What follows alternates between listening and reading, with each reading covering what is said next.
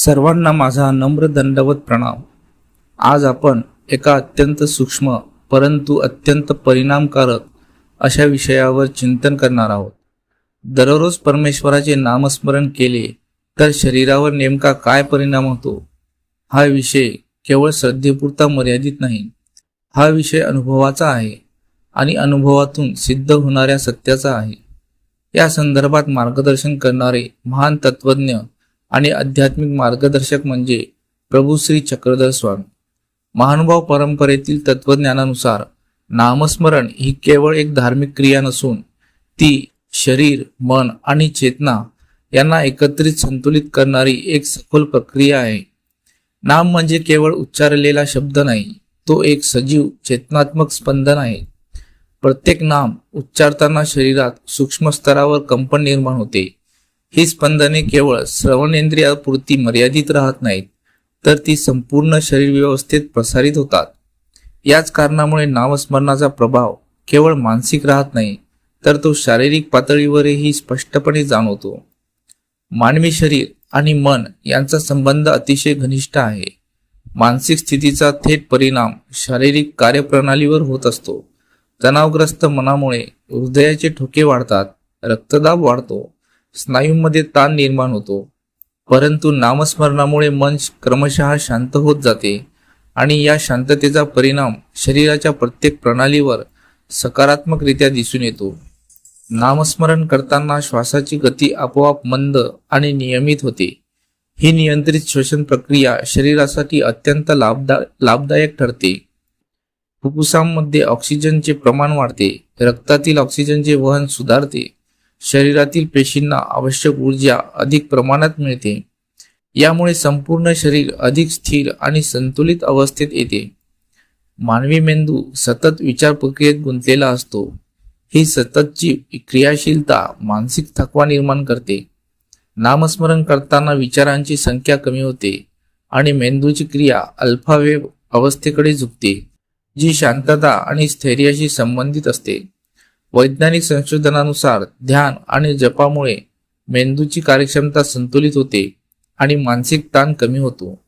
तणावाच्या अवस्थेत शरीरात कॉर्टिसोल सारख्या हार्मोनचे प्रमाण वाढते, जे दीर्घकालीन आरोग्यासाठी हानिकारक ठरते। नामस्मरणामुळे कॉर्टिसोलचे प्रमाण कमी होते, सेरोटोनिन आणि डोपामिन सारखे सकारात्मक हार्मोन्स वाढतात। यामुळे मानसिक आणि शारीरिक आरोग्यात स्पष्ट सुधारणा दिसून येते। शांत मन आणि नियंत्रित श्वास यांचा परिणाम हृदयाच्या कार्यावर होतो। नामस्मरणामुळे हृदयाचे ठोके संतुलित होतात, रक्तदाब नियंत्रित राहतो, हृदयावरील ताण कमी होतो। यामुळे दीर्घकालीन हृदय आरोग्य सुधारते। बंधूंनो, तणावामुळे शरीरातील स्नायूंमध्ये ताण साचतो, विशेषतः मान, खांदे आणि पाठीच्या भागात।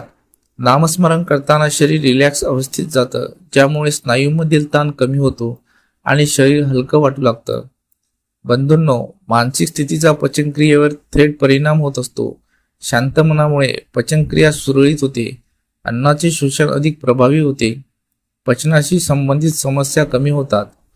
नामस्मरणामुळे निर्माण होणारी शांतता पचन संस्थेसाठी अत्यंत उपयुक्त ठरते। मानवी शरीरातील प्रत्येक पेशी ही सूक्ष्म ऊर्जा आणि रासायनिक प्रक्रियांनी कार्यरत असते।